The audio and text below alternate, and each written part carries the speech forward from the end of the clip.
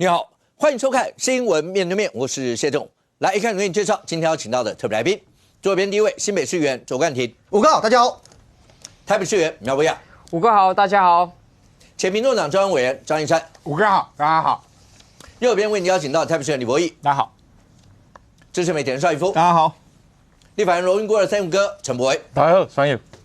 台北场选战是不是越打越热？那当然，今天有几件事情引起大家一些讨论。好，当然你说蓝营在打绿营，包括沈博阳到底他有没有氪金，然后有没有很喜欢花钱买那些，或者有没有装穷？那绿营在打蓝营，那是不是有因为都要帮蒋万安处理所有这些事情？但当然，那也看到这两天，因为前一站台北市发生一个不幸的事情，那密室逃脱，那女员工呢这个追思会，那有没有出席？包括市长啦或市府官员。也引起大家一些的讨论。那阿苗当天有出席，那这所有的过程，那也是大家在攻防之间在展露，不管对市政啦，或是对整个市政或员工，或是所有民众所有的关怀的一块。好，那民众党，你感觉上民众党有所谓的退党潮，还是民众党真的走入了所谓的小党？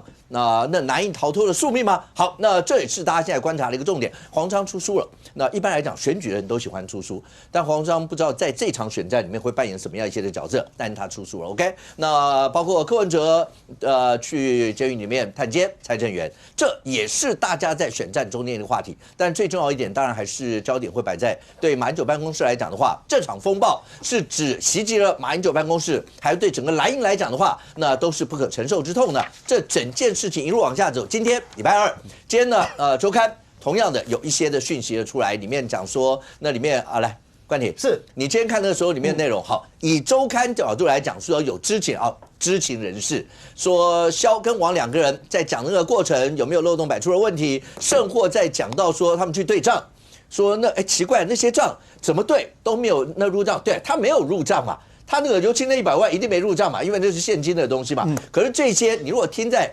萧玉成耳中，他就直接跟你讲说，你们大家为什么要在我侦查不公开的时候来造我的谣嘞？马英九基金会告萧旭成跟王光慈，对，照理讲进到司法程序了。而这几天呢，这国民党很多人都希望这件事情赶快平息。对，但我先跟大家报告，今天的周刊出来就证明一件事情，真正在这一件事情当下的大家都不想平息。今天这个我先讲这周刊的这个讯息来源，一定是站在金溥聪或马英九这个阵营的讯息嘛。第二个我要讲中国共产党也不想平息，因为从上个礼拜开始到今天都没有停，所有中国的官媒一堆短影音持续剪片修理马英九基金会，现在的金溥聪这边帮萧旭成讲话，所以共产党不想平息啊，马英九基金会的人不想平息，所以这个事情一定很多讨论嘛。第二个我要讲。今天周刊的内容其实内容蛮多的。第一个我要讲的就是，实际上之前王光慈跟萧旭成讲他们收的钱，而这个钱的内容没有入到基金会的账，他们认为是说这个没问题，因为呢很多人不想报，然后等等等等。但今天周刊揭露第一件事情是不对，因为马英九基金会是有匿名捐款的，甚至呢出示说里面有无名氏，有善心人士。所以，如果王光慈跟萧旭成的说法为真，那应该是拿了这个无论是100万、50万，用匿名的形式进到基金会。可是问题是，他们并没有在基金会里面的任何款项找到这笔钱。我觉得这是他们讲的第一个问题。那第二个问题，当然现在就是说有两方的说法，很多正反面的质疑啦。大家整理这个媒体整理这个表格给大家看。第一个就是刚刚讲的这个捐款未入账的议题，而第二个部分是说。到底是不是收取捐给马英九的款项？萧旭成、王光慈的讲法是说，马英九同意才是公务用。那反面的质疑大概就金溥聪这边是说基金会说马英九不知情。我稍微第二点，我稍微做一下延伸整个钱的部分来源跟支出这是两块，来源有没有问题？未来司法一定会查清楚。简单来讲，现在大家有人认为说这个韩银焕这个钱到底是不是来自于国台办？或者是其他的统战系统，那这一定会查，因为如果真的有统战系统或来自于对岸的钱，那反渗透法就中了。那这件事情可能会影响到的是马英九，无论他后来比较偏统还是怎么样，可至少他清廉没问题。马英九跟他的基金会收红钱这件事情，确实会让马英九当中华民国8年总统的清誉毁于一旦。所以这个有没有？我觉得要司法查清楚。那今天周刊也有提到，有关于这个钱。实际上有关于台企联的里面的人，然后有关于熟知这样操作的手法，也指出今天透过匿名的方式，在周刊有呈现说，拍照就是为了要跟中国的高层跟这个共产党他们来做交代，所以看来也想要往引导说这个钱是有问题的，这样子的一个叙事的过程。今天周刊讲说每个月王光池有支出20几万的钱，而这个20几万的钱并没有相关的单据。我要讲什么叫 A 马英九的钱，情景 A， 这都是我推测推论情景 A 就是实际上这20几万支出不是用在马英九基金会或马英九个人身上，而是你们拿去自己做使用了，或 A 掉了。这种情形当然就是你 A 老板的钱嘛，这是第一种方案可能。第二个状况是，你背着马英九在外面收这一笔钱，那当然也就背着他用掉了嘛，所以来源是马英九不知道的。第三种情形是，马英九指示你们收，你们收了之后看用在哪里。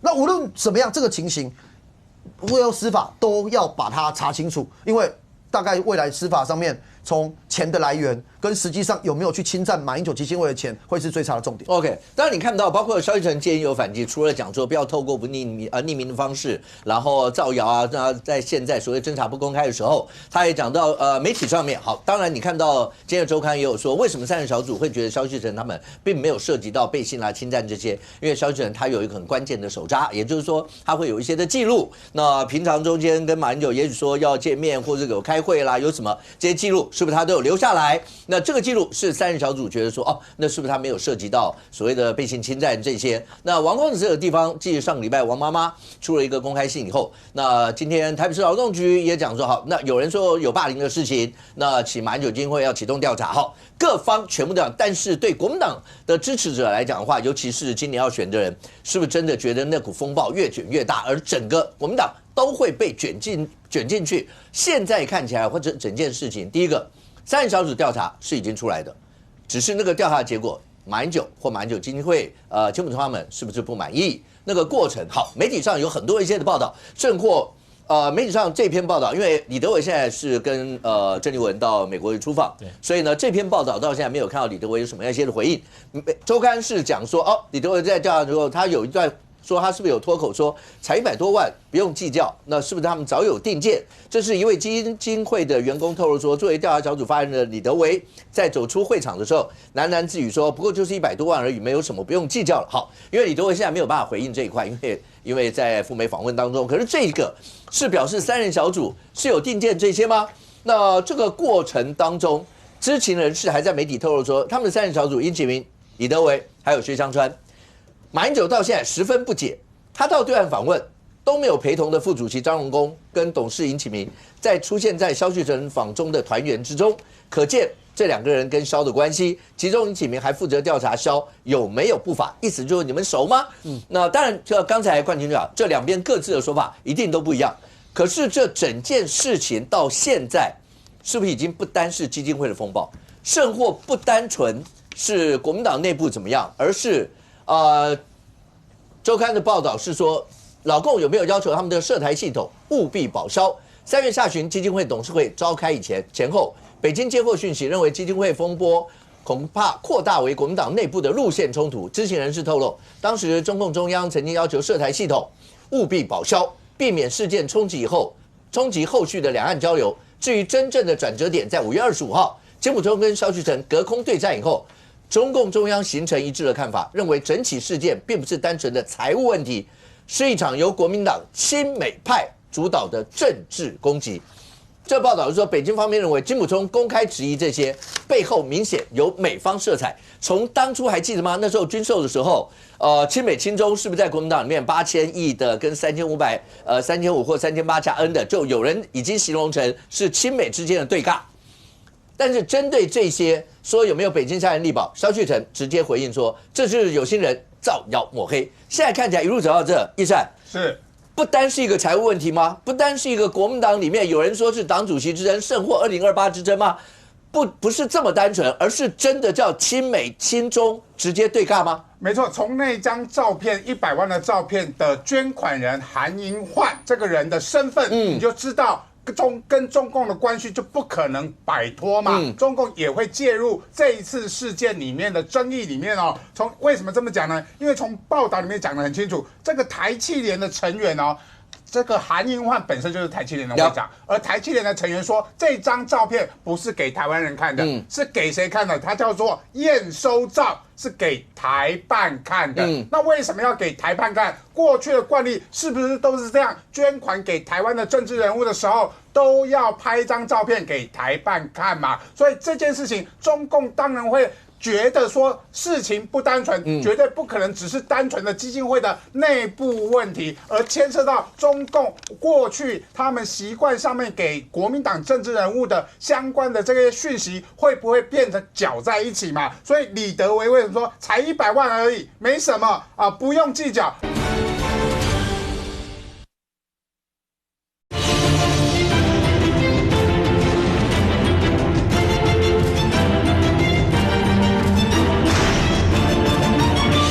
李德维为什么说才100万而已，没什么啊，不用计较？而是不是李德维过去也常常碰到这样的状况嘛？李德维要站出来讲啊，虽然他现在跟郑丽文去了美国，李德维你作为调查小组，1块钱你都要查，何况是100万，怎么会是没有什么？为什么现在变成是保住萧旭晨，而萧旭晨背后的是不是就是因为政协会之后，整个中共对于所谓的国民党内部的路线，就是认定了郑丽文路线，而你萧旭晨萧旭晨代表就是郑丽文路线，而你金溥聪过去你曾经是做过所谓的驻美代表国安会的秘书长，是不是因为美国的介入来搞出这一场戏，来变成是说对于这个国民党内部的亲中路线呢来做一个卡关的动作嘛？所以为什么这件事情不只是台湾在关注而已，连中国那边的所有的网络小粉红都出来出征所谓的金溥聪这些的所谓的亲美路线，他们认定这一场大戏是亲美路线跟亲中路线的一个对抗哦。所以我们可以看到，在网易这个中国内部的一个网站里面，他们讨论比台湾还激烈说蓝营内部的这个马英九基金会的大战比狗血8点档还上头5月25号这一场记者会开完，直接把台面下的权力斗争全部摆在台面上了。人家一招直指要害。什么一招直指要害，就是那一张照片嘛，而那一张照片代表的是长期国民党跟所谓的台商之间的捐款关系，直接一张照片就戳破了你的要害，所以包含在中国的网络里面也讨论得非常激烈。所以中共现在介入了马英九基金会的这一场斗争里面，希望能够保住亲中路线在国民党的路线。Thank you， 没有人想到这个风暴会一路烧成这个样子吗？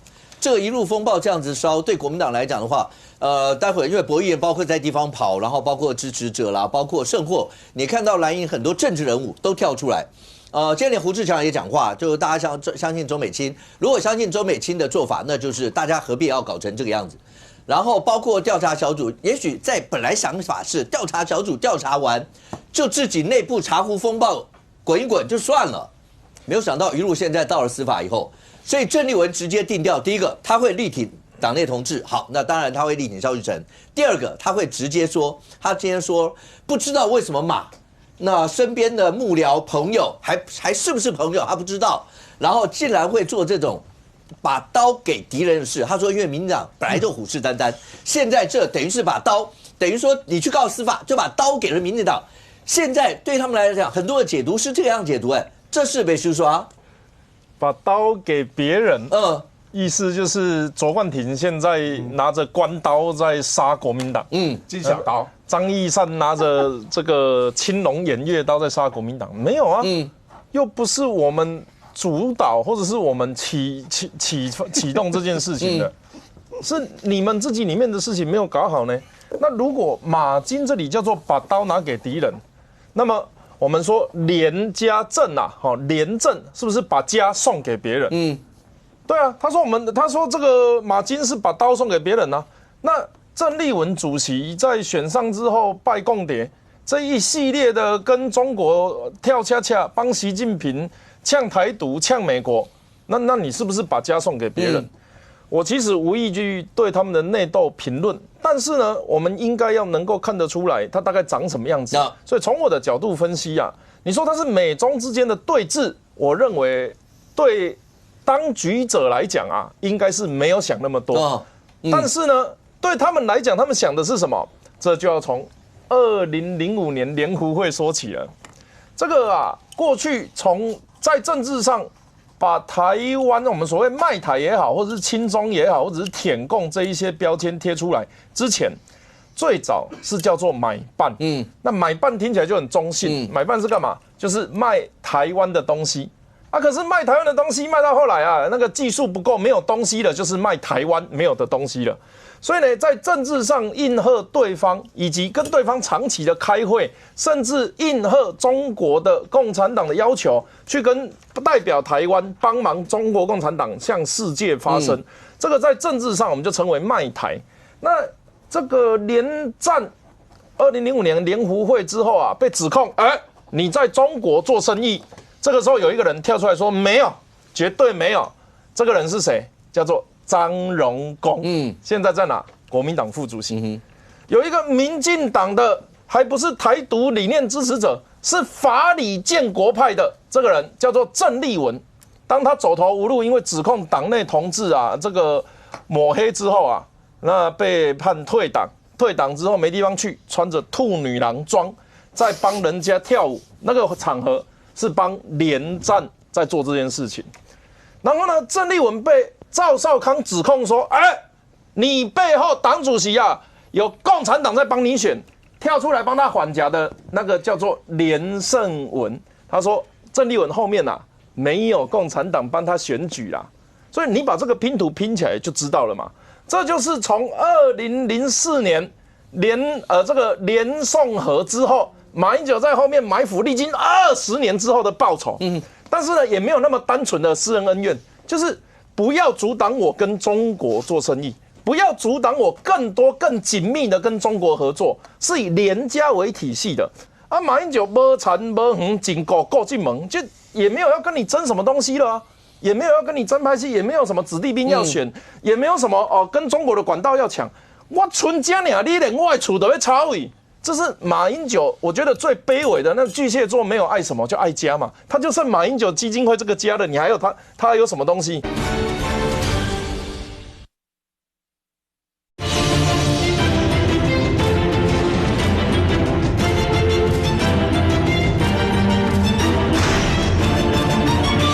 那巨蟹座没有爱什么，就爱家嘛。他就剩马英九基金会这个家了，你还有他还有什么东西？所以才会金小刀从这个横空又跑出来。马总统啊，想做好人，就我跟他认识那么久，如果他想做好人，我就必须拿出游牧民族的性格。游牧民族什么性格？游牧民族没有马不行啊。所以呢，他就跳出来帮马英九捍卫。上公会当派哈，你当这真是替阮讲好啊！总为他等下给出金小刀，磨刀霍霍向续成。所以这个内斗的本质啊，它除了马英九的个人恩怨跟中国的买办关系，那当然也有人把它解读成美中之间的对话博弈。其实我现在也不能说站在哪一边了，但是我蛮欣赏马英九敢在对方。其实讲什么中华民国，对他们来讲，中华民国就是一个历史的朝代，对他们来讲啊。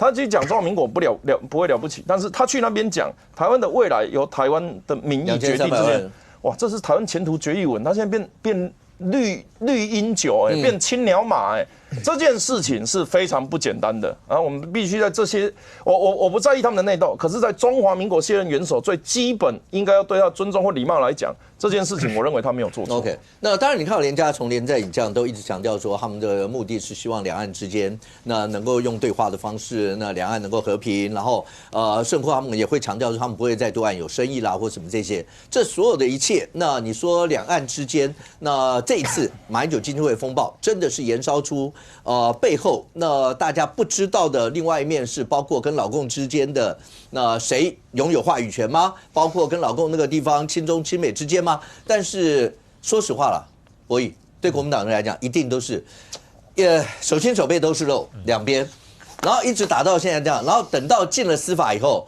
会不会被搜索？会不会被查到什么程度？甚或马前总统如果要以证人的身份被传唤的时候，那问话的那些所有的过程，包括他的健康，对国民党来说，不管哪一点，只是伤重跟伤轻而已啦。其实我没有想到马英九基金会这个事情讨论1个月了，这个还真的烧到司法局了，而且感觉起来好像还不是这么快要结束哦。我蛮惊讶也蛮无奈的啦。这个案子最大的问题点在于，所有涉入的一些重要的人物都是马总统身边最亲的人，不管是周美青女士、马英南女士，还是萧旭岑副主席，还是金小刀老师，都是马总统身边最亲的人。对，但是他们却站在天平截然的对立面，来针对马总统事情提出不同的见解。而提出不同的见解完到现在，说实话，我相信所有蓝营的民意代表碰到这个问题，几乎都不晓得该怎么来讲这个事情，因为我们没有一个人真的知道到底发生什么事情，这才是最重要的。马总统的健康到底有没有问题？说真的，我不知道，我真的不知道。那萧旭岑副主席，包括金小刀老师，所有他们双方的一些互相的一些争论，到底谁对谁错，我也不知道。这也是我们蓝营说民意代表最尴尬的地方，就是因为不知道，也不晓得该怎么去好好来评论这个事情。就马总统的状况，包括基金会的运作，我觉得当然应该要有一个水落石出的结果，因为一定有对或错吧。我相信，包括双方讲的话截然不一样，但总有一个话是真的。但是当这个话要怎么样判定是真的的判断者是马总统还是司法？我们本来以前期望是由马总统他自己来做一个判断，但很明显演变到现在，几乎都提告了嘛，提告，对啊，基金会提告萧旭岑副主席，然后到了劳工局去讲那个霸凌的，什么都去了，搞成这样子，那我讲真的，那就司法来判嘛，对啊，就司法来判，也不要再多说了啦。但我必须要说，这个事情，你说会不会直接冲击到年底2026的选情？我不敢说一定会，但是真的会让很多蓝营的支持者觉得在干什么，我觉得很无奈，很无助啦，攻击呢，因为你说绿营的攻击或者其他政党攻击，其实正常，当然，天天都是，大家只要有接触过政治都知道，互相有攻防没有任何的问题。但当内部自己爆炸，尤其是马总统，其实他算是蓝营一个最核心、基本的我们的一个非常重要指标的政治人物。他是我们的前总统也是在地方上，其实所有重大的一些活动都可以看到马总统身影的一位我们的精神领袖。结果现在到底发生什么事情？你说到底健康有问题，还是健康没问题，还是真的他周围的人有一些金钱上面的纠纷？我说这东西真的是非常的，我觉得走到现在也不晓得该怎么评论。我说真的，这也是所有蓝营的，不管是政治人物还是民众，都不晓得该怎么评论这个事情。你说这个事情对民进党而言，讲客气点，他们由外在的角度来评估、来看待这个事情，但是说的细谑一点，他就是在考试整个。你会担心像郑丽文主席讲的，就是把刀拿给别人，那刀就是只拿给卓冠廷，然后拿给民进党，然后对你刚刚讲，不管考试，不管怎么样，就是有时候那个关心都让人觉得那个关心。那个感觉，那个字眼听起来都会有点。我这样讲啦，真正的关心，原则上就是让司法来处理就可以了，就不要讲，就没什么好说了。真的已经没什么好说。这句话不只是对绿营或其他政党的人士讲，包括对蓝营的人士，我也是同样的讲法。大家都觉得他讲出来的话是对马英九前总统好，但是真的对他好吗？我真的不知道啊。因为现在这个事情演变到现在，接下来可能还要持续的延烧下去。担不担心会搜索？我觉得。有两个啦，一个是搜索，第二个就是传唤当事人一定会有被告或什么来的时候，会不会有手机的问题？所有这一些捐款的部分，只要有正式立案，我相信一定会调去看的啦。因为有捐款嘛，这个包括有金流，这几乎不用问了啦。那你说台北市劳动局霸凌的事件，也一定要去调查呀。当事人都出来检举了，这本来就该去做的啊。所以这个事情铁定一定会动用到接下来司法，包括检调人员的介入。一定会，而当他介入的时候，这个新闻就还不会结束，因为又会有更多的新闻再冒出来。所以怎么会把这个事情一直闹到现在这种感觉起来有点无法收拾的状态？我觉得我是不晓得该怎么来评论啦，但我还是希望，既然现在已经进入司法了，那就让司法来做最后的仲裁者吧。就不管到底谁对谁错，至少有个明确的调查结果出来，让大家至少能够信服的东西。而蓝营内部的人，我也必须要说，大家我相信都是为马总统好，大家也都是爱这个政党，但是很多的做法到底最后真的让马总统好吗？或者让国民党好吗？我觉得我们很多的前辈都必须要来多去想一想，因为很多事情，你说闹成现在这样子，没有赢家。那你说对于其他政党而言，对于民进党而言，我算认同他们讲的话啦，不是他们来故意拿起这把，不是他们弄出来的，不是他们拿出来这把刀的。但很明显的，国民党制造了这个话题跟机会，让其他很多的亲绿媒体都可以拿出这事情来做讨论，而忽略掉了，也许我们现在整个台湾整个国家有更需要讨论的事情。所以我只能说，让这个事情尽快的结束，然后不管是马总统的健康也好，还是什么事情也好，回归家庭、回归医疗、回归司法，我相信这才是对于现在整个世界最好的处理方式。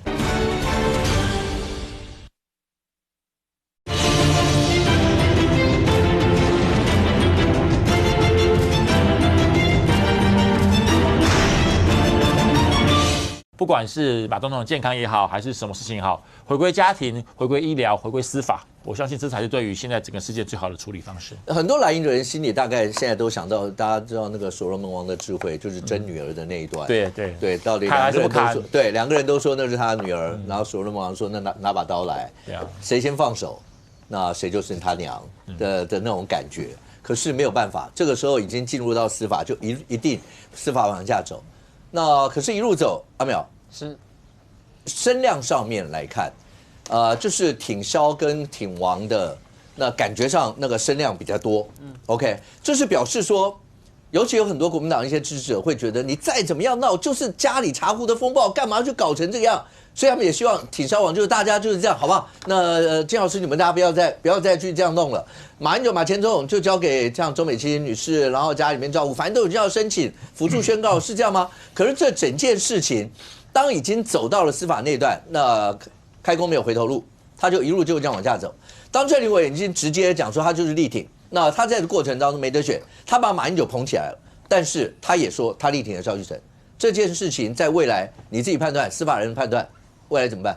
这个有一个 TPOC 哈，他做了一个网络声量的调查，大家可以看到哈，关于马英九基金会这件事情哈，这个第一次网络上讨论的爆点哈，就整个声量窜上来的时候呢，是这个马英九他出现了，他手写信啊，然后说他这个可能跟家人之间有点误会，因为他不知道他家人签了这个声明。这个时候呢，为什么网络上的讨论会爆炸？因为大家突然发现说，我们的前总统。竟然出了这个所谓的他的家人的声明，他不知道的这样的状况哈，所以接下来声量维持在高档，再拉第二波高峰啊，真的是厉害了。金溥聪开的那个记者会，拿出了这个萧旭晨奖100万，手捧100万现金的这个照片，又再拉了一波哈。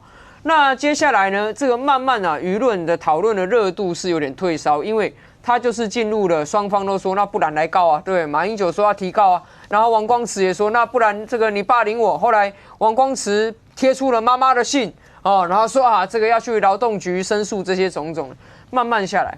那我觉得比较有趣的是，他分析了这个声量之下，大家讨论留言的时候大家讲什么那大概可以分成3派啦。第一派呢是这个所谓的这比较站在马金这一边呢，支持马英九提告。然后认为基金会3人小组公信力有问题，要告到底才能捍卫清白。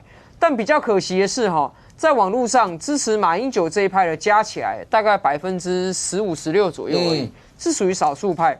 多数派是什么呢？包括有18%的认为说马英九要提告不能自己告，要董事会通过才可以告。还有呢，这个绝了认为马英九个人不能代表马英九基金会。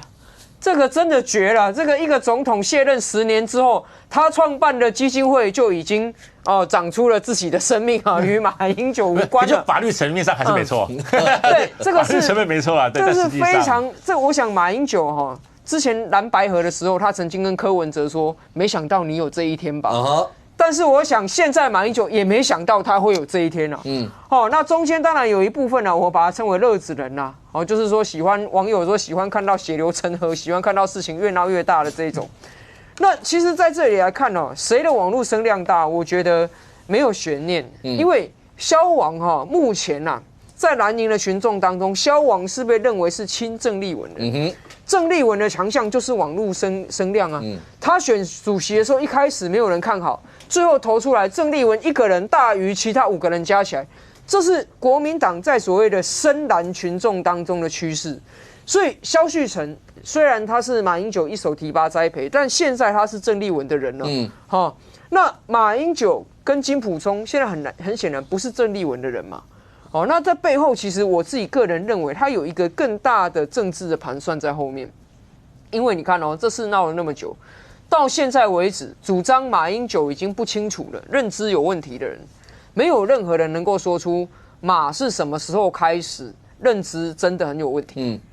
马是什么时候开始被他们认为说连处理自己基金会100万的捐款都没有能力的？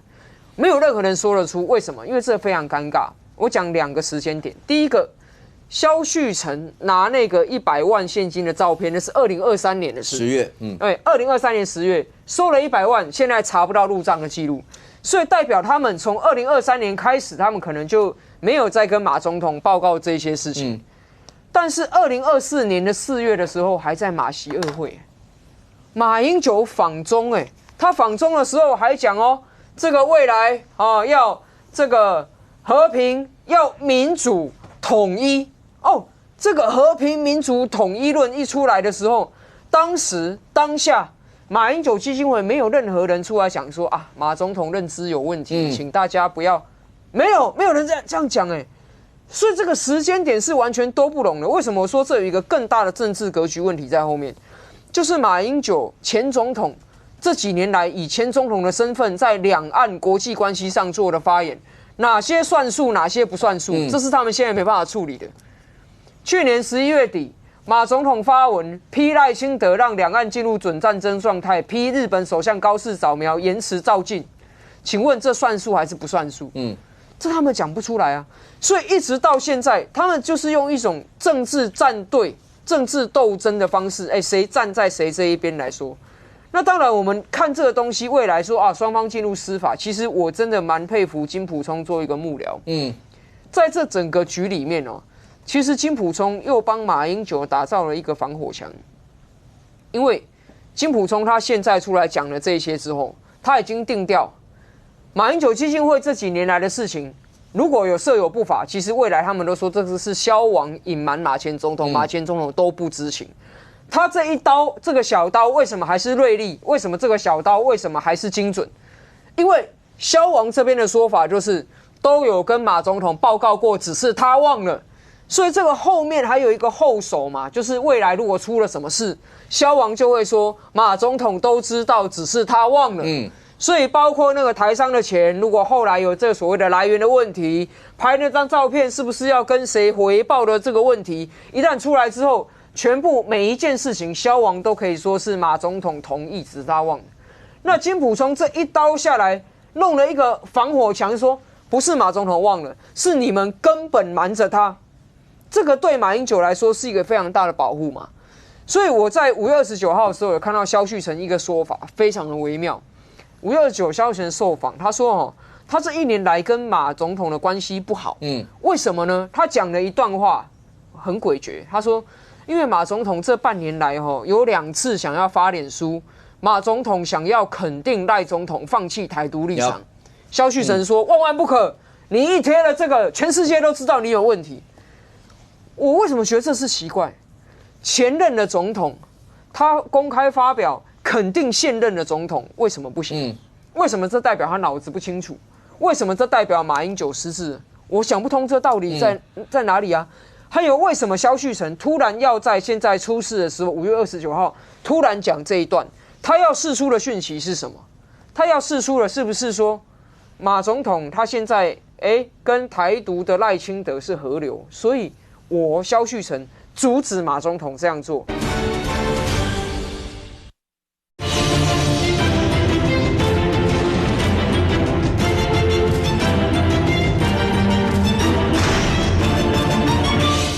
马总统他现在跟台独的赖清德是合流，所以我萧旭晨阻止马总统这样做，所以谁才是现在国民党当道郑丽文路线之下的正统？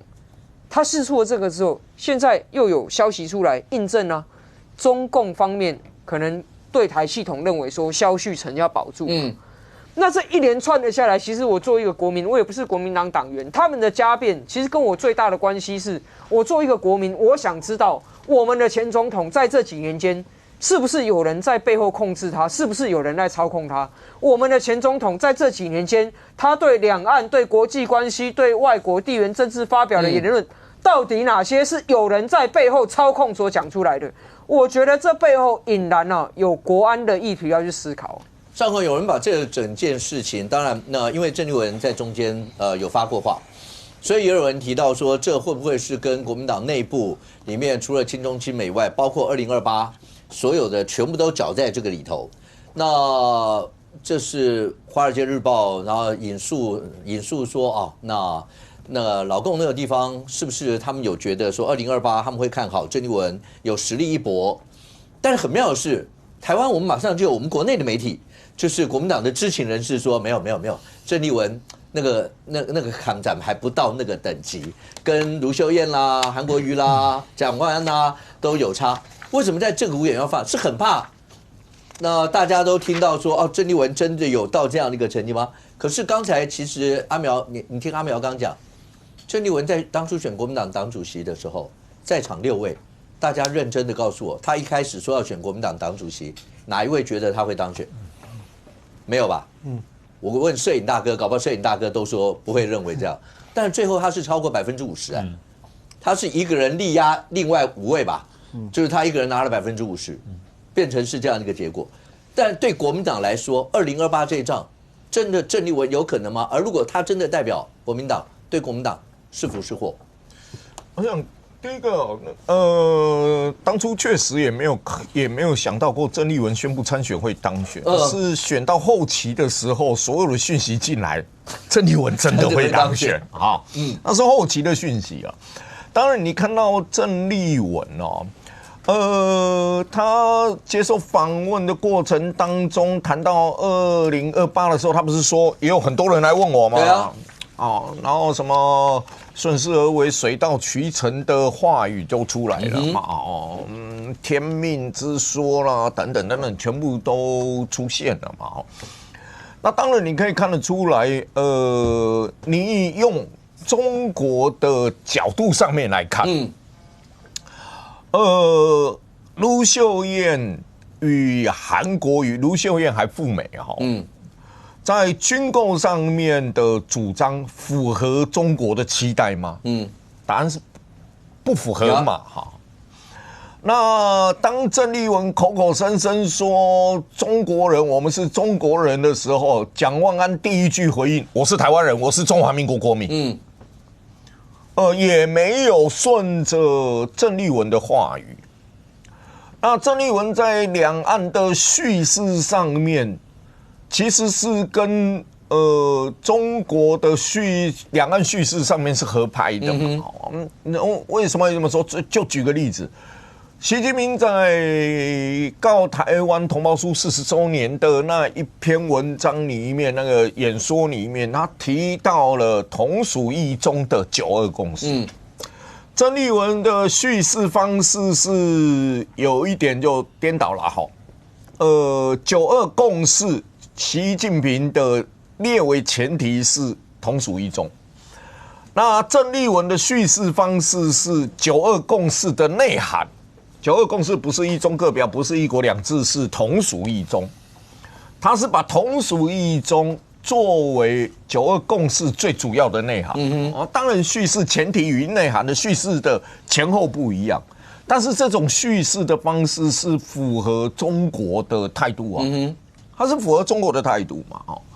然后3800亿加 N， 原本他主张的是3500亿，党团把它加了300亿嘛，变成3800亿嘛。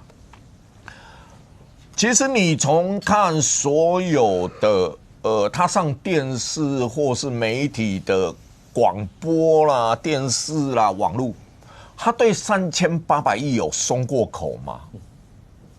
并没有并没有一直到中常会他说他跟黄国昌沟通过，然后这个也见了韩国瑜等等的问题在谈这件事情的时候，基本上他是对一个党团的妥协嘛，因为党内的太阳跟主要的太阳跟党团内部主张的8000亿声浪太大了，甚至于连表决都不敢表决嘛，因为那是一个妥协式的同意嘛。OK， 我不认为他是自己想开了，因为有党里面巴西有黄国昌。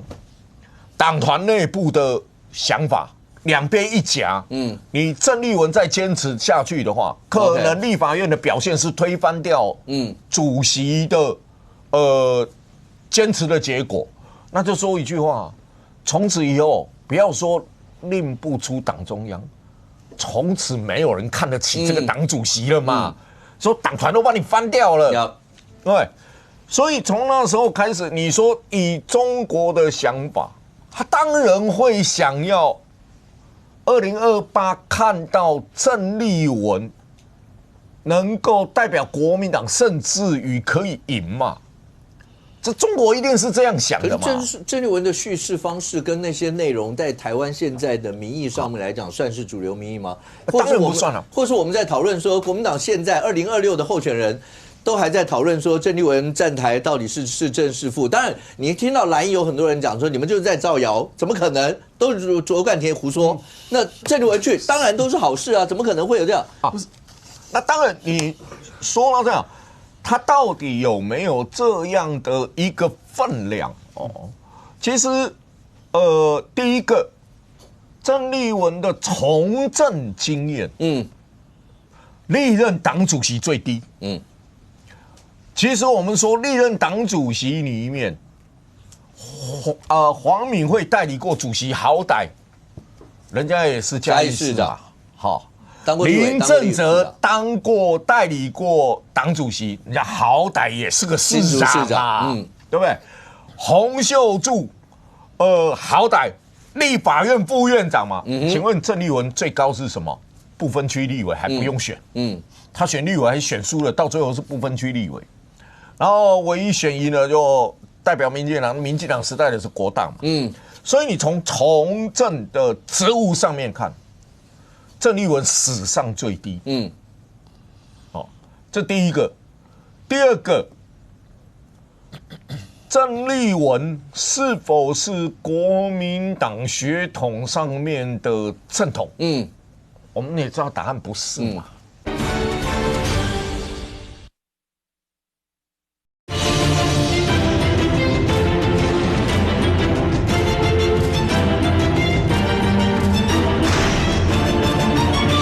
郑丽文是否是国民党血统上面的正统？我们也知道答案不是嘛。对，韩国瑜是不是正统？黄复兴，卢秀燕过去也跟黄复兴的关系，蒋万安更不用说了，那简直是嫡系血统啊！正黄旗，好，正黄旗那嫡系血统，在声望上。在知名度上，在支持度上，今天讲最白的一句话，这三个人如果出来选党主席，郑丽文选得上选不上，任何一个人让郑丽文去挑当对手，他选得上选不上党主席，我们都心知肚明嘛。那偏偏这三个都没有选啊。对，我们都心知肚明嘛。所以党内怎么会看郑丽文的分量已经到达了这么高的一个门槛？那有人认为他会到达那个门槛，中共捧出来的啊，从4月访中的时候，以他这样的资历，习近平见，旁边王富宁、李琦，然后所有的舞台跟那个阶梯搭的舞台是搭的华丽，阶梯是搭的高啊。但是真的大家会这样看吗？不会啊！你看同一篇《华尔街日报》的同一篇里面，不是还有一段吗？接近白宫人士的说法，那一段吗？就说在野党如果要见到高层的话，你必须是有一定的分量，甚至于是总统的候选人嘛，领导人嘛。但郑丽文还没有跨过那个门槛。这不是国民党内有人说哦，美国的报纸也是这样写哦，也是这样写哦。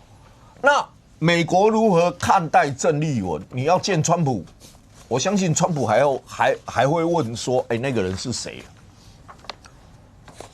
川普如果这么容易见，那蔡英文跟川普当选人通过一次电话，他去美国有见过川普吗？赖清德去美国有见过川普吗？都没有啊。郑丽文。而且郑丽文不论在所有的叙事上面出国的时候，你看他要出国前行前记者会，不是骂民进党台独党高吗？骂台独走不通吗？骂怎么样吗？那川普是不是说过，他不希望见到台独嘛？好像你的叙事好像跟川普的叙事好像接近，但是郑丽文忽略一件事，美国希望中国跟台湾统一嘛？美国希望吗？美国当然不乐见啊！无论在地缘政治，无论在晶片，无论在经济上面，现阶段美国当然不乐见台湾跟中国可以合并嘛。所以郑丽文的一个叙事方式，美国难道就是只听你台独这一块，而不听你亲中跟红统这一块吗？那不是什么？对，我简单讲，就是大家也不要太小看郑丽文了。就郑丽文他现在是，你是要跟上公不是，就是说他的视角，看上公讲的从美国人的视角，你的看法是他是从民进党训练出来的吗？没有，我是真的，我从中国视角看，就是说他现在是一个就是救世主、救两岸关系有和平使命的人嘛。这也不止我这样讲嘛，刚刚上公引述的那个《华尔街日报》里面明确讲嘛，就是说。他这16天的行程啊，郑丽文有和平使命。然后呢，如果他可以成为2028的总统参选人，然后甚至取得政权，那就可以推动两岸统一。我要讲的是很有趣的是，同一篇报道里面，他刚才讲那个华府的惯例是说，他的原文是讲说有望执政的外国反对派领袖。那这个他是不是反对派领袖？是。那他有没有望执政？以这篇来讲，看起来是他可能没有。前提是有望执政，有望执政，对，关键是有望执政。但我要讲的是说，他们可能不了解。我认为这一些就是包括《华尔街日报》啊，或者是观察台湾的这些朋友，有一个重点的，郑丽文的任期是到2029年10月31日。因为现在我问很多国民党的朋友，普遍都认为说，如果蒋万安有意愿，韩国瑜有意愿，卢秀燕有意愿。总统大选，郑丽文赢不了他们，这个是很多国民党朋友的论述，所以我问他们说，你们担不担心国民党的角度，郑丽文真的当国民党的总统参选人？好，可是我也很老实的跟国民党的朋友讲，郑丽文当国民党的总统参选人的几率非常高，因为郑丽文有提名权，郑丽文他到2029年10月31日才卸任，我反驳一下，吴敦义想不想选总统？想。当然没有，他有没有提名权？没有，有啊，他主席啊，有啊，但没有被提嘛。对，朱立伦当初想不想选总统？他有没有提名权？有啊，对，但都选不了。对，但我认为我完全认同。但你觉得这两个人跟郑丽文都不一样？最大的差别在哪里？老共第一次这么支持一个想选，可是实力不够的人，比刚刚上公讲的两位老共会大支持力道都要的大。所以我要谈的是，我认为明年我现在大胆预测，今天是6月2号。明年的这个时候，我们刚才讨论什么蒋万安的问题啦，还有这段时间讨论的韩国瑜的问题啦、卢秀的问题，都不用我们民进党出手。老共现在的那一些在介入马英九基金会的那一些网军、那一些官媒、那一些短影音，就是会出来杀卢秀燕、蒋万安跟韩国瑜。可是冠廷这个前提是，即便2026年底这一仗，不管国民党怎么选，不管选成什么样。郑丽文都不会下来，我判断是不会，对前提嘛，我判断不会，对不对？因为不管丢掉几个，对这个我判断也一样，也是嘛，我判断也一样，大家的看法是这样。我觉得如果真的有状况，还是有政治责任。真的吗？我觉得结果到最后，政治责任是副主席兼秘书长李乾隆下台，新北你信不信？不会发生这个事情，不用看，我们266不会出事。对 ，OK。可是现在看起来的话，尤其在这个节目上，来3个。在这个阶段，郑丽文现在在美国，大家看到在旧金山这个访问的时候，然后包括一落地，然后侨胞搭建门，然后所有这些，但在这个时候，郑丽文抛出的是没有第一岛链这件事，好不好？那老美什么1951年那个什么第一岛链这件事，现在叫做和平繁荣之链。为什么要在这个节骨眼抛出这样的一个声音？不过让观众朋友看一下郑丽文主席是怎么说的。来，身在台湾的我们，必须让世界知道，我们希望和平的高度愿望。台湾不希望沦为下一个乌克兰，也希望能够提倡结束过去上个世纪第一岛链的思维，转化成和平繁荣之链。台湾不再是一个麻烦制造者，也不再是一个令人摆布的博弈下的棋子，更不会沦为大国博弈下的弃子。博弈是你的棋子，对，我的棋子，你又是棋子又是弃子，博弈等一下回应一下，来 ，Thank you。在这个时候，为什么这个人要提？还提到吗？我们不是麻烦制造者，好像如果是在第一岛链，台湾摆在第一岛链之下，我们就是麻烦制造者。我跟大家讲一件事情，你从这个角度回推，你就会发现这件事很吊诡。民党如果要行述一个策略的话，一个政策的话，你是不是要有智库开会，要派系讨论？郑丽文现在的论述都是横空出世，他现在讲一些什么和平繁荣之恋的时候，他的国民党的党员是不知道他在讲什么的。当然有上电视的这些，可能还要多多少少传个讯息问一下他们到底在讲什么。他们这种论述啊，这个郑丽文整个当主席以来的什么9·2共识、反台独啦，什么一中政策啦，多数国家的那种，基本上就是没有形成共识的政策，从何而来？等一下。Thank you， 刚刚讲的那一段，就是说，如果要是一个政策的形成，理论上智库讨论，对，或是党团里面，就是国民党重要的政治成员或诸侯之间，大家像民进党以前要西进的那个时候，对，西进大辩论，然后做这样。博宇，可不可以请问一下，就所以要放掉第一岛链，改成和平繁荣之链，在国民党内部有过像刚刚讲，不管智库或是议会的，或是像这些政治中的对，有没有讨论过？要分两个部分啦，就是第一个是放弃第一岛链嘛，第一个是希望和平繁荣嘛，和平繁荣大家常讨论啦，对。那放弃第一岛链，至少就我个人的确是比较没有听到，因为毕竟第一岛链那个时候是美国针对，是啊，是美国的，不是我们要弄的，是针对中国大陆来设立的嘛。那现在主席到美国去，那讲说要放弃第一岛链。那我就不晓得他们智库是否有给他什么情报。你看 ，OK， 博弈讲得很好，他真的我们不知道他的论述是从何而来，但是呢。我可以告诉大家，老共啊，从各个角度来看，就至少我们当时6年前的情报老共是不信任国民党的，老共的国民党统一玩假的，所以他们当时啊要自己建立据点，这个，我想大家自己也看得出来，所以他会有一个画面是这样子：当你成为一个标志性的人物的时候，他会去接近你。这个人可能是什么角色？网红，知名人士。演艺人员就不用说，演艺人员是用其他的方法，政治人物啊，甚至是一些各领域的小网红，小专家之类的。那他怎么接近你呢？或许他会提供论述，或许他会提供资源，他让你觉得是一个可以合作的伙伴。然后呢，或者是他可以接近政治人物，他用什么名字？用金主，用台商。所以郑丽文的情况，他应该不缺金主，或者是说他的这个资源来自于他的派系联家之类的。所以呢，他可能比较缺的是选举的论述。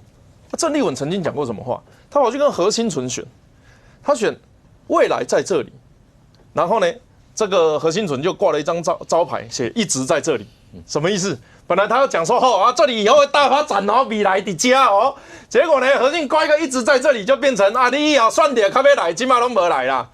这个是他最后一次的选举，所以他现在有一个论述就很符合那种我们过去看到的，像最近有一个乞丐型的网红，最近乞丐型网红很流行，也是从中国那边红过来的，因为他们的乞丐扫2维码乞讨嘛。那我们这边是用骂台湾来乞讨给点钱我会开直播像那种乞丐型的网红啊，他也没有论述啊。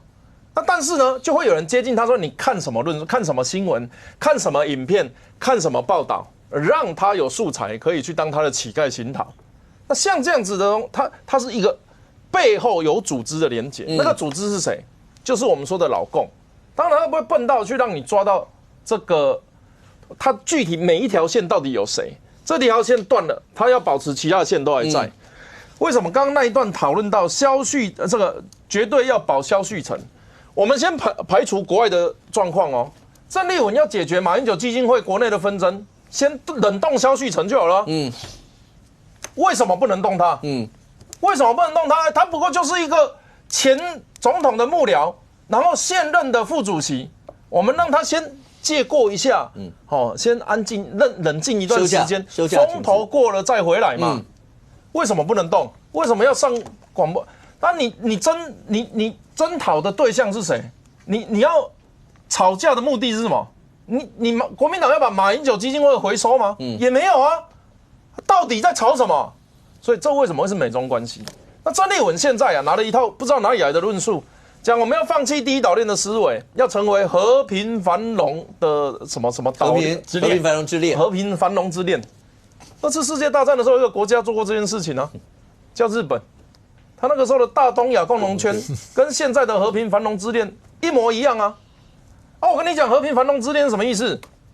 就是中国对美国的投降之恋呐。第一岛链现在是谁的？我们就武器装备来看，是美国的嘛。那你把这些东西撤一撤，让我比较好打啦。太平洋一人一半嘛。所以它名字叫做和平繁荣之恋，就跟和平协议一样嘛，它是一个名不副实的东西。跟台湾签和平协议，签完之后，以后就是内战的事情了。你们不乖，我就自己过来揍你们。当我们是和平繁荣之恋的时候，那个东西一确立下去，第一件事情一定是叫日本、韩国那些撤军啦，美国武器都先拿回去啦，然后美国驻军离开啦，冲绳上面的什么加手纳啦、什么补给库全部等你啦，台湾的乐山雷达拔掉了，这样子就和平繁荣了嘛。对不对？一定是这样子嘛然后呢？然后就予取予求，为所欲为，进进出出了嘛。这就是中国对美国讲的撤军之恋。你要提一个和平繁荣之恋，那你告诉我如何和平，如何繁荣啊？他的和平繁荣就是靠着中国不打我们来和平，靠着中国跟我们做生意繁荣嘛。奇怪，现在中国也没打我们啊，我们跟美国做生意更繁荣啊，那有什么不好？为什么要改变现况？所以他的论述这种辞藻华丽四故人六故人什么犯台逐美，以武谋独，以统什么取台，以武促统，那共产党的想爱这种四故人呀。偏偏这个郑丽文跑出来讲一模一样的话。好，那第一岛链具体当时是怎么形成？其实就是第一个，我们讲拳头。事实上，美国的军事科技各方面确实是领先，独步全球。而且他们的军事科技跟他们释放出来的商业科技都领先不止一个等级。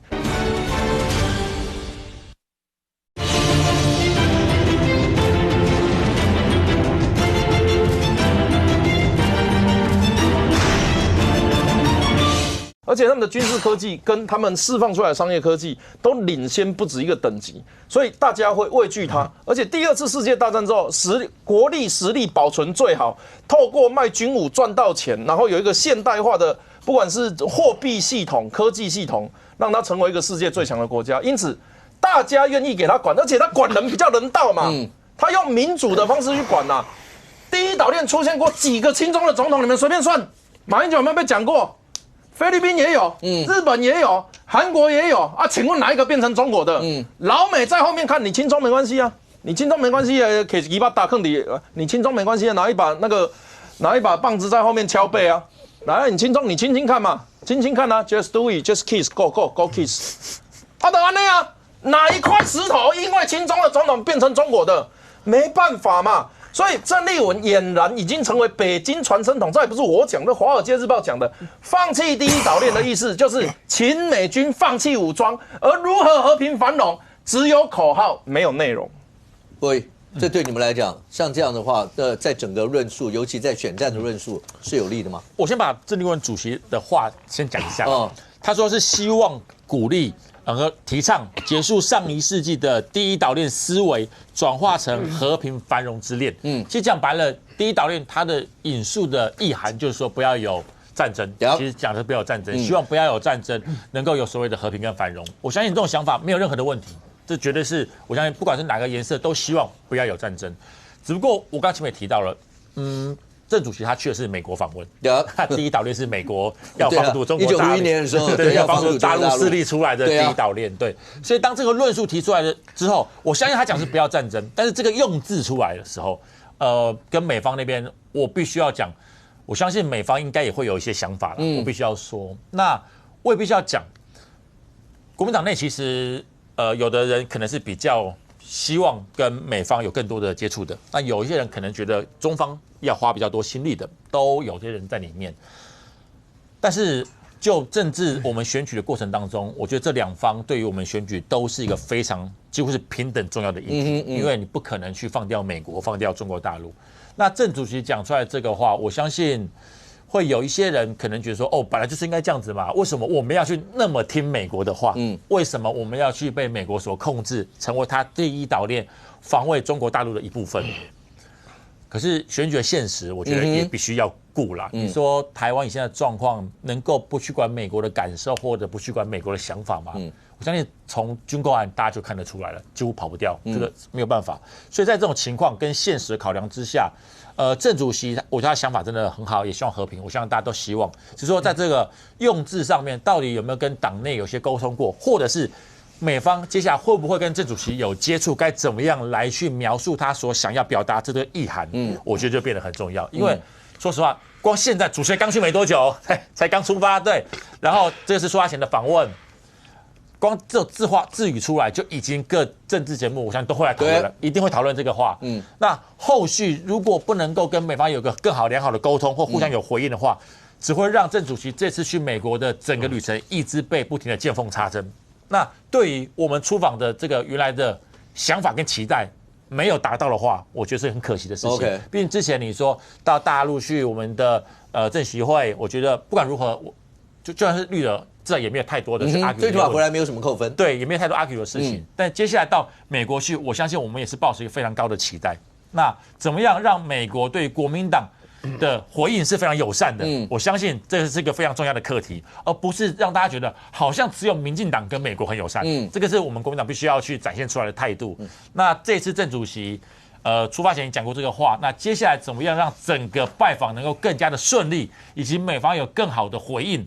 我觉得是我们整个泛蓝阵营一个最大的期待。OK， 那除了你说建论主好，那接下来大家就会看访美的时候会有什么样一些的言论，或是见到什么样的层级，没错，那会有什么样一些的讨论。但对国内政坛来讲，一善是媒体上讲，那民众党的退党潮，那基本上或是民众党真的已经走上小党那个宿命吗？也就是说，未来真的就会退掉？你自己身为当时民众党创党的过程的时候，你的感受？我觉得是民众党的退党潮，在一个小党的过程里面，尤其以一个一人政党啊，我们都知道啊，民众党就是柯文哲创立的政党嘛。那柯文哲高的时候，他就跟着一起高嘛，所以他最大的时候就是柯文哲选总统的时候，就一堆包含很多过去是民进党、过去是国民党也加入民众党啊，这个就是非常重要的，就是讲白了现实主义嘛。每一个加入民众党的人，他为的是什么？自己的政治利益。当民众党已经不足以支撑我的政治利益的时候，我就会选择退党，用无党籍来参选，还比民众党更好嘛。所以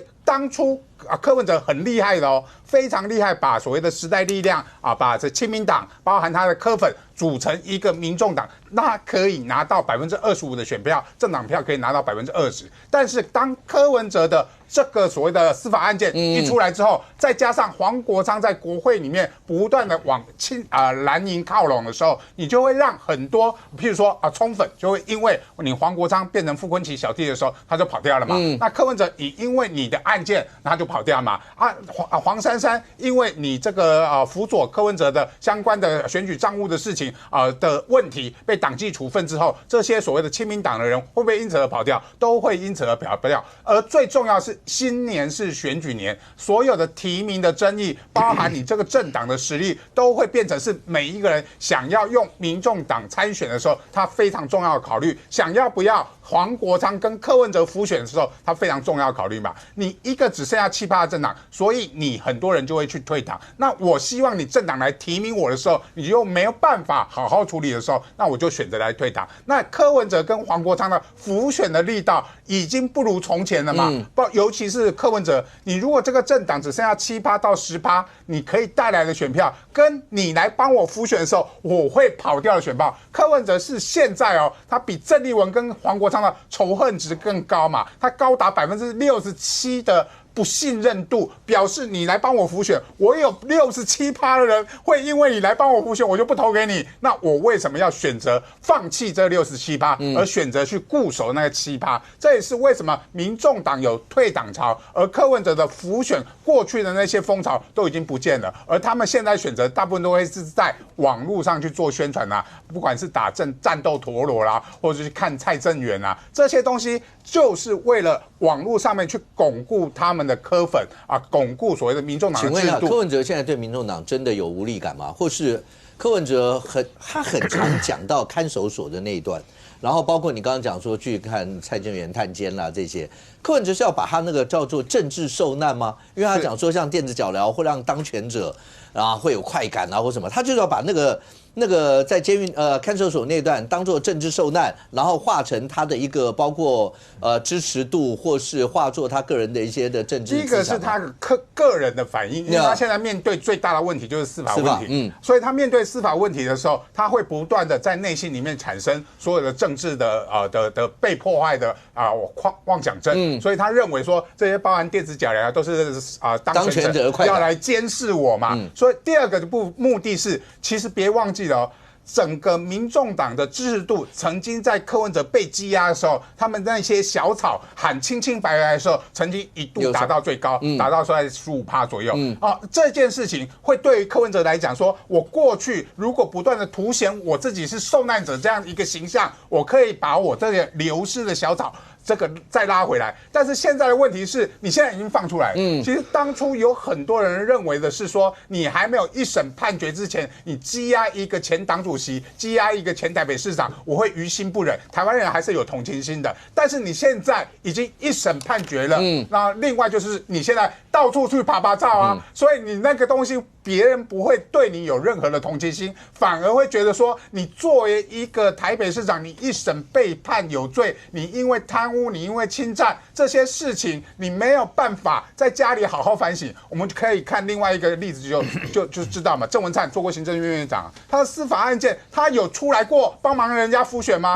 没有嘛。大家会觉得说，你如果有涉及到不法的案件，你应该在家里就好好的面对你的司法问题。但是柯文哲不一样啊，你还是到处去讲政治迫害，到处去辅选的时候，大家那个同情心会往下降，而仇恨值会往上升嘛。这个就是现在民众党的困境。而民众党的困境，另外一个就是黄国昌嘛。黄国昌的问题在于说，他就是顺我者昌，逆我者亡。他提名的人都是亲黄国昌的人，而过去柯文哲的人马反而是一个一个被清掉的时候，那当初我很多柯粉是因为柯文哲而加入了民众党，看着一个一个过去不管是蔡壁如、杨宝珍这些柯文哲过去的干部被你黄国昌这些对待的时候，会不会再有一波的柯粉的流失？这些都是现在民众党碰到的困境。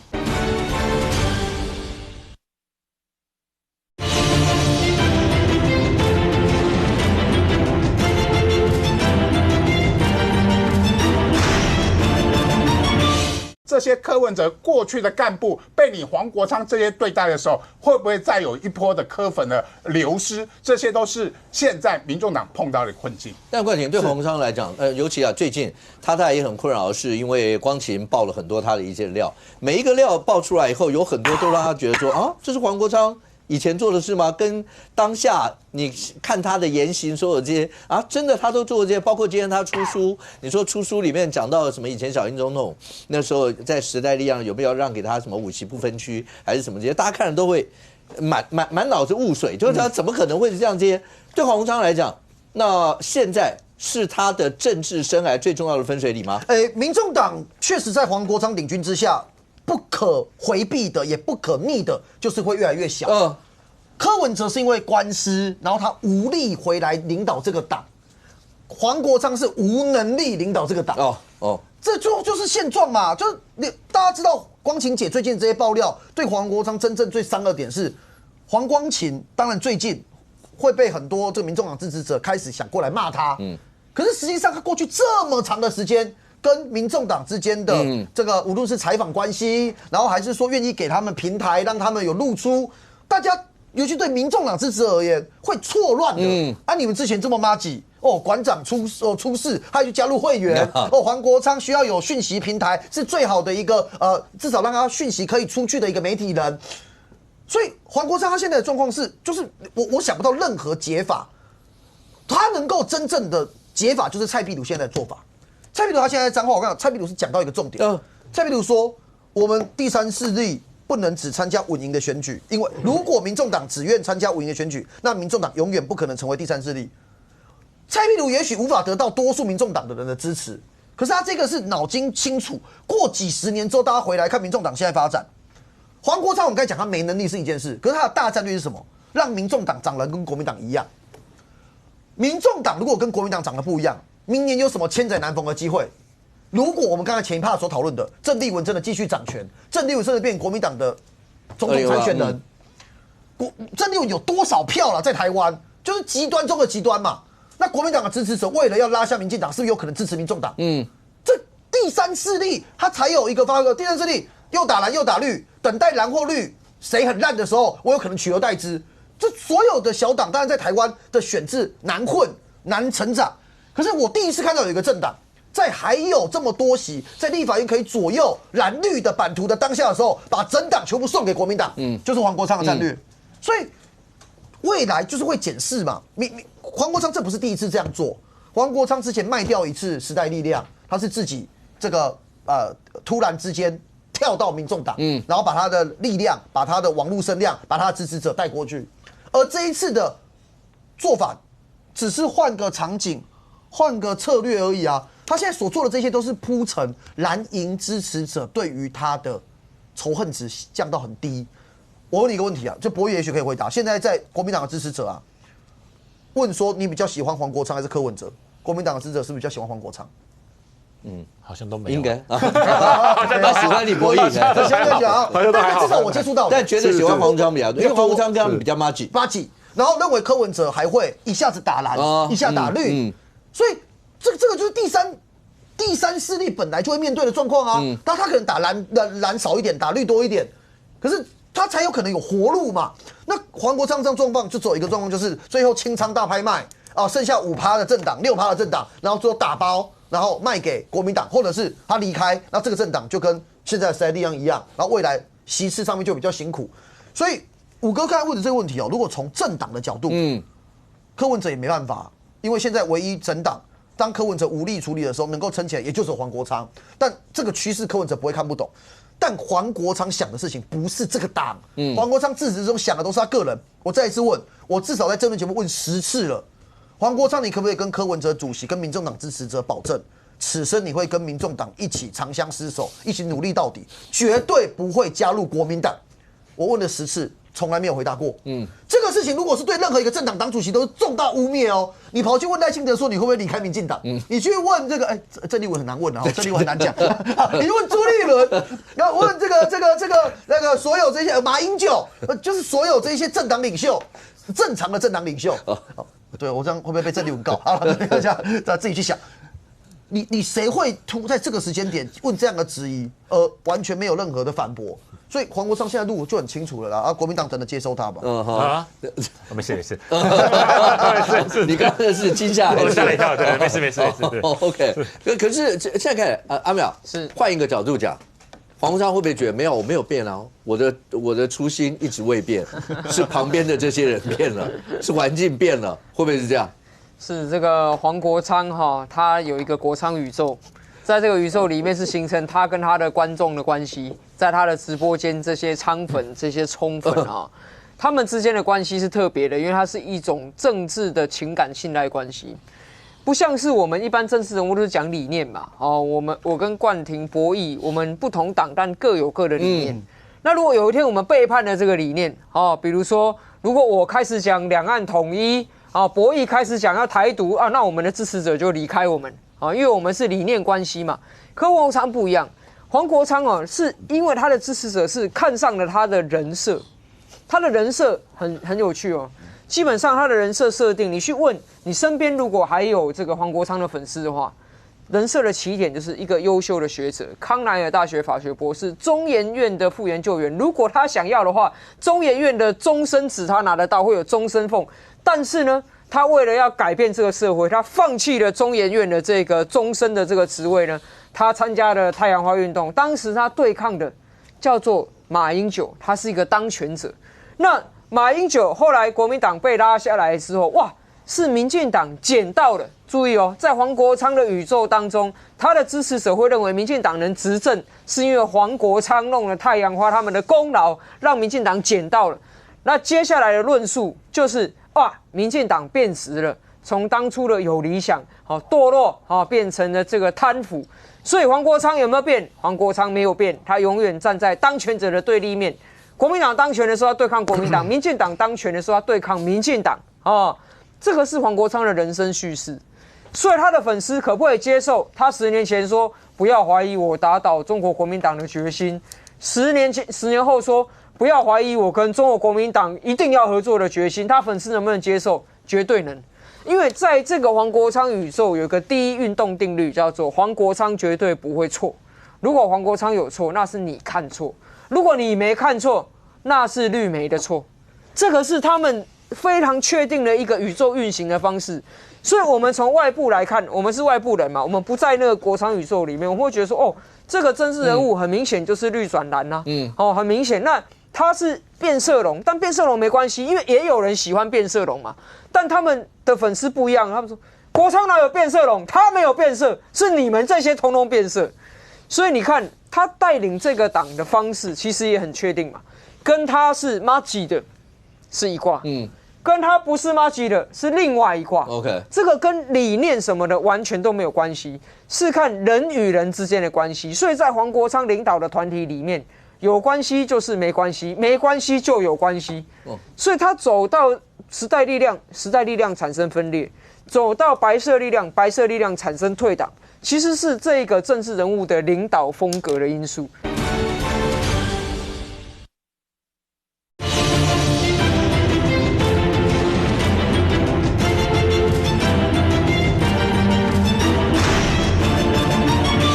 所以他走到时代力量，时代力量产生分裂；走到白色力量，白色力量产生退党，其实是这个政治人物的领导风格的因素。所以刚才冠廷有预言说，未来黄国昌会与中国国民党会这个无限逼近，无限逼近到什么程度？这个在数学上可以算算看。但是要注意啊，如果呢黄国昌跟国民党无限逼近的时候，国民党人就要开始计算他跟黄国昌有没有关系。我不知道怎么回答这个问题。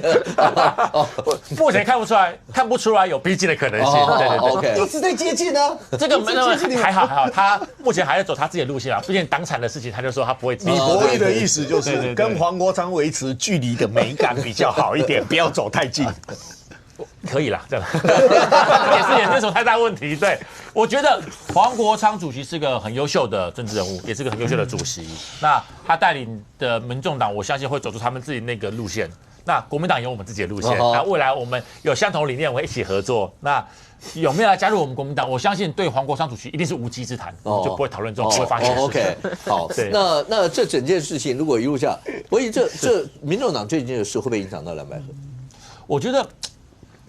蓝白合不至于，只是有一些县市他们好像要自己提人啦，你说类似像竹北他们要提，然后蔡壁如在彰化，他看起来磨刀霍霍，他就是一定要干的样子。对，但是后来会不会还是会根据蓝跟白的人来做个初选提名最后一组人？我不确定，这个是有可能的，只是时间不多了，剩半年而已。但我觉得现在民众党的状况真的是他必须要去审视一下他们一些提名的状况到底是不是能够让他们的从政同仁能够接受啦？要不然目前听到出来退党用无党参选的人是越来越多，不管是之前选过的有战功的，还是地方上的一些主委，其实都发生可能这种跳船潮。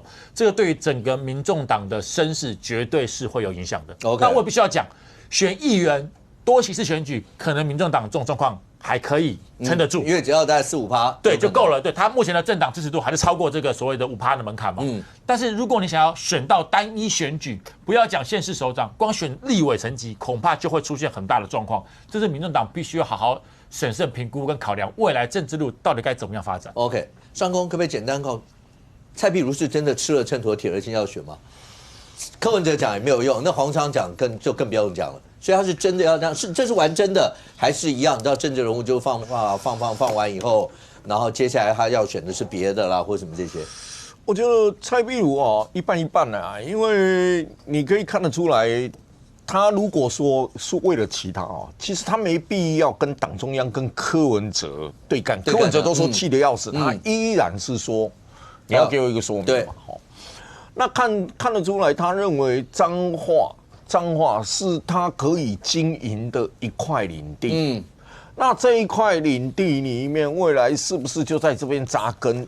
接下来要选其他的，不知道。但这一次他是蛮认真的。对，因为你脱离了台中嘛，你原本台中一选区嘛，台中一选区当时其实他算惜败，他输的其实并不多，甚至于把蔡其昌压着。从来没看过他老婆跑这么勤快的，蔡其昌压着站路口压到让蔡其昌都选举都有威胁感。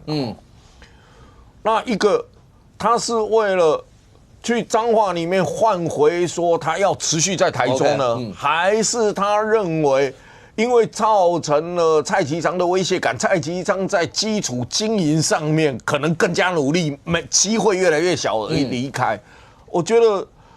一半一半的机会啊。OK， 不过现在看起来的话，彰化这会不会变成蓝白合之下另外一个变数？因为刚刚讲包括竹北看起来的话，因为白银已经说他们就不管了，他们就提掉题了。对，那蓝营势必不会单纯的让嘛这一期，那大家未来怎么整？好，但是除了这个以外。年底的选战重点当然摆台北、摆新北，这些一定是媒体上的一些焦点。而现在看起来的话，台北这一仗慢慢的升温。那这两天当然有一个很遗憾的，当然就是前一阵子发生密室逃脱，那有一位工作人员那在过程当中那发生了憾事。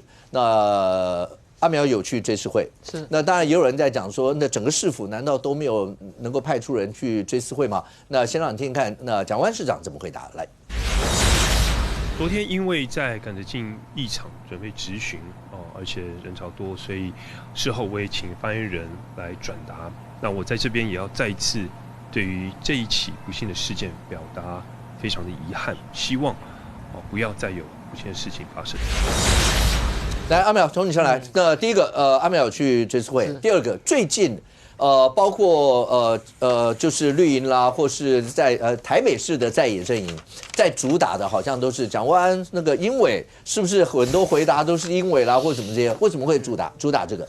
是密室逃脱的事情，先讲一些因为这个案子在发生事情之后，我有收到陈情，所以我也一路就是希望能够协助这个家属。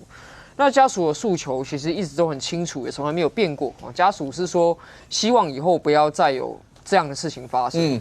那昨天的追思会，这个不幸往生的这位这个死者的家属吴爸爸，他在这个致谢的最后一段的时候，他是强忍悲痛啊，他说希望这样的事情往后不要发生在任何一个人身上。这个画面呢，其实在我心里留下很深刻的印象。那所以其实昨天我真的坦白讲，我真的是觉得有点意外，因为这场追思会里面。这个发表的是这个受害者家属的心声，那市府再怎么样，其实也应该要有个人来，不只是代表致意，而且更重要的是你要聆听人家受害者想表达的嘛。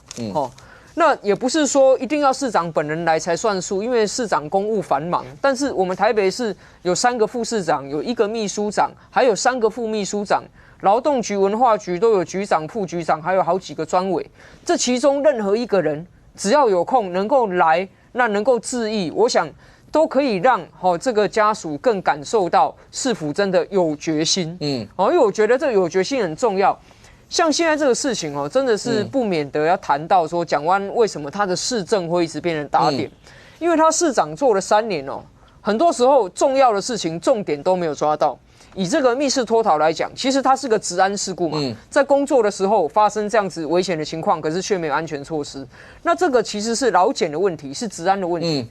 可是蒋万安他一直在谈土地使用分区、建筑物使用类组，这个叫头痛医脚，你没有去解决这个治安的问题，对症下药。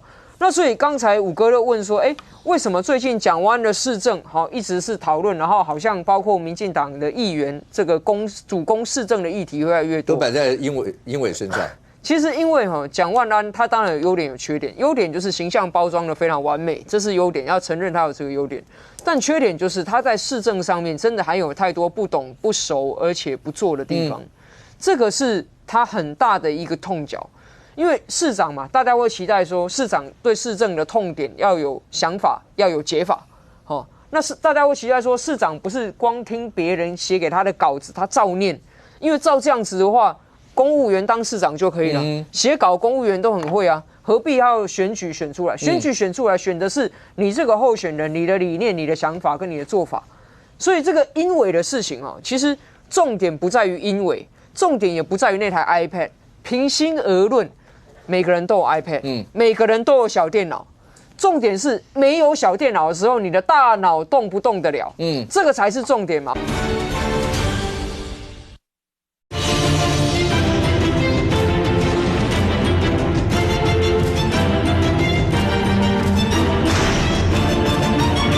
你的大脑动不动得了？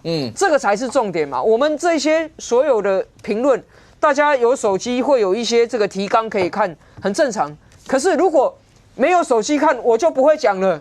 那我想我连当来宾都没有办法，对不对？所以我觉得做一个市长现在已经当3年，快要4年了，展现出自己的能力，展现出自己跟议员应答，展现自己跟媒体应答的能力。不要说只会回答经过筛选的题目，这些临场丢出来的东西，看的是你的真材实料，你的真本事。这些是蒋万安他要顾及的，不要说只顾到这些外表形象的包装，包括了这个重大公安事故，原来市府各个单位都没有人掌握到受害者家属的动态跟情况，那这就显示了他的市政螺丝真的非常松。来，博弈2个层面，第一个刚才密室逃脱，第二个对蒋万安市长刚讲到是临时的一些状况是没办法应付吗？我跟你讲，密室逃脱的事件我觉得可能台北市议会跟台北市政府在总咨询，那我觉得市府有一些我觉得疏忽了，这是个很重大的事件。对不起，补充一句，追思会在上午，但总咨询在下午，时间是完全不一样。对，我说疏忽者是说对于这个事情的联系方面，我觉得阿苗其说的没有错，市长也许不能去，但是市府该要有人去，我觉得是一个人情义理都该做到的事情，这个绝对不要再发生未来这个事情，因为毕竟对于家属而言那是有不同的感受，这真的要去注意。那第二个讲到英伟这个事情，我就真的要讲一下。大家看到说万安市长好像很听英伟的这些不管 iPad 听他讲的话来做一些回应，那大家有看到其他万安市长没有听英伟回应的时候，那更多先跟各位报告一下，英伟本身他从之前是市政顾问，后来台北市发言人、青年局局长，到现在研考会的主委，本来就是万安市长团队里面一个很重要的幕僚。现在如果因为秘书长本身他发生了一些状况、违法乱纪的事情，你攻击他，勉强还可以牵扯到蒋万安市长。但现在大家针对的是万安市长很尊重他的幕僚，跟他幕僚沟通的非常好，他们两个的想法也许很合作，认为这有不妥，认为万安市长变成木偶在那边跑来跑去，那我就讲白了。对于绿营的同温层而言，我相信一定会不停攻击他，觉得万安市长没有能力啦、草包啦，讲一堆大堆。但我跟他报告，对蓝营的人而言，听起来会觉得很荒谬啊！请问一下，现在是万安市长直接拿着英文的稿子那边照念，然后完全不用去思考吗？要知道，市长每一天接受的访问，包括质询的内容非常非常的多，不是只有蓝营、绿营、白营都在质询，不是24小时100%都在看这个才能回应的。那其他他没有去看回应的时候，那他到底算不算自己有思考的能力？我觉得这非常重要。所以你说绿营现在打英文的事情，我个人觉得就是没有东西打，硬要打呀，打英文，然后呢，万安市长做错了什么？我就想问这个，他做错了什么？那沈伯洋到现在剩下选举剩下6个月，沈伯洋的政见是什么？大家讲了一堆有的没有，我不管大家觉得喜不喜欢。他说他还必须要让市民更加的认识他，剩6个月你还认识他，然后还说他的民调输给蒋万安输了快30%，他是笨鸟慢飞啊。剩6个月啊，你还多慢飞，我也不知道啊。所以，与其花时间一直在特别去找蒋万安市长的麻烦，本人找不到，找到他的幕僚，找到其他各局处首长，我觉得倒不如花时间，怎么样让沈伯洋的知名度能够更高，怎么样沈伯洋能够提出更好的政策，我相信对于台北市市长选举才是有正面的帮助啊。博弈跟我的看法完全不一样哦。就第一个，我完全没有要打英伟，英伟很棒啊，英伟真不愧是马总统所栽培出来的啊。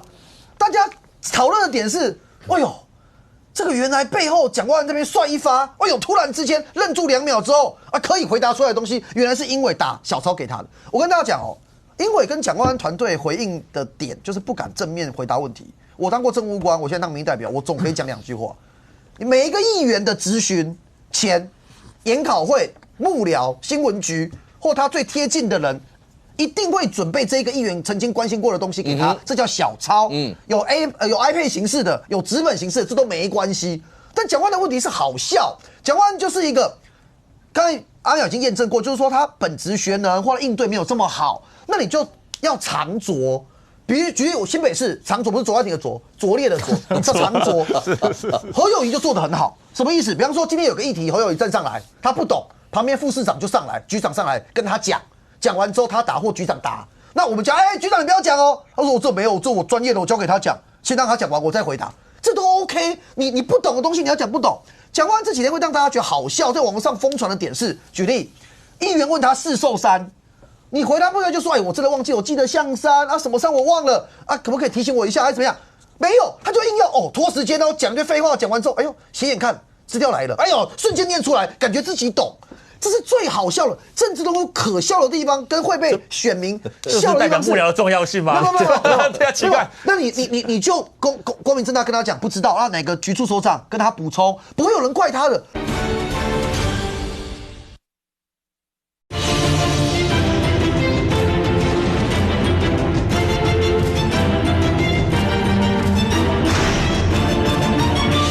斜眼看资料来了，瞬间念出来，感觉自己懂。这是最好笑的，政治都有可笑的地方，跟会被选民笑的地方。代表幕僚的重要性吗？对啊，奇怪。那你就光明正大跟他讲不知道，让哪个局处首长跟他补充，不会有人怪他的。他的问题是他不懂的东西，他要装成他懂的样子。所以最近这一连串的事情，包含他可以前一个活动所讲的话跟下一个活动讲的话全部背稿背起来，就说他会在这场选战中突然被发现，讲完的一切都是演出来的，不是真正的他。这个我觉得这要注意，但没关系。我听到博弈今天这样讲，我很放心。就是刚才这些东西都是选举中的，已经开始在发酵，对蒋万安来讲的问题。那你们没有要正视这个问题，你们觉得说啊，反正议题很多啦，啊，你们打这个没有用啊，这我没关系，我尊重。OK， 但我讲一下新北是。新北最近因为双北联动，新北现在也有个状况，就是我觉得苏巧慧对新北市有一个非常正面的效果已经产生了。什么？就是苏巧慧提的政见，侯友宜现在一个一个正在实现中，我觉得超棒。就苏巧慧还没当选，现在是我举3个，这3个都是我当议员这3年多来争取。侯友宜这是3年前、2年前、1年前都讲没钱的事。第一个，这个蒋万安也一直在提嘛，蒋万安不是提营养午餐免费，那我们大家提营养午餐免费，第1年、第2年、第3年侯友宜都说没钱，今年是当苏巧慧说是政见之后，过2个多月。侯友宜说好，我们要做。第二个，新北我讲一桥之隔啊，跟台北有个很大的差别。你们的领长啊，博弈跟阿苗的你们的里内的领长的交通补助是2500嘛，新北一直只有1500，这个不是什么薪水，但就是一个他们在就是帮忙市政当中啊，结果一桥之隔，新北的只有1500，然后台北已经2500，桃园也2500，就是会有这个比较。OK， 第1年、第2年、第3年我提侯友宜都说没钱。当苏巧慧提出说变成政见，他当市长就做了。过2个月，侯友宜现在要做了。第3个敬老爱心卡，新北600点，苏巧慧提1000点，侯友宜现在宣布1000点。大家知道这什么意思吗？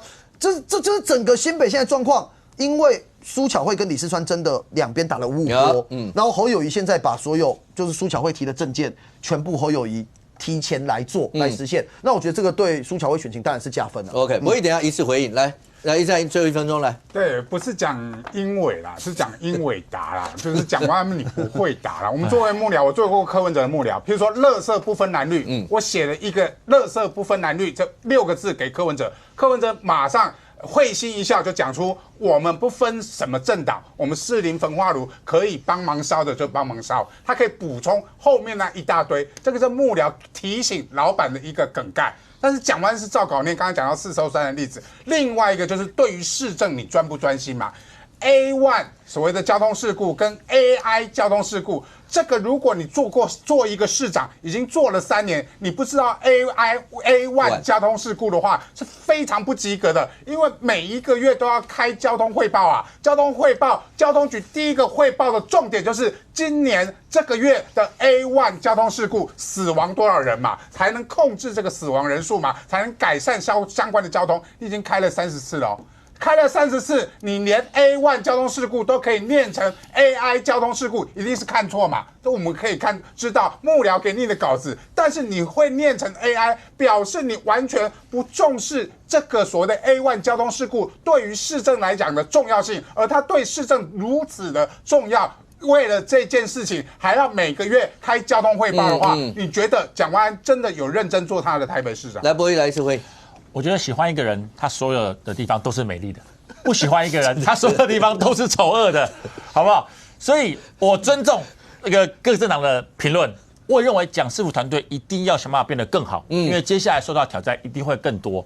但是如果你一直要认为蒋万安都是听因为的，蒋万安都是没有办法好好讲出一个话，他都是要硬凹什么等等，那我觉得最后的民意会告诉你答案。那如果绿营呢一直想要用这个方向来攻击蒋师傅，我也尊重，但到最后有没有效，我相信市民会给予大家最后的答案。OK， 选战看起来会越来越热，那各方呢之间，不管是攻防之间，到底会怎么样？那民众都看在眼里。最后，2026年年底投票以后会是怎么样？我们大家拭目以待。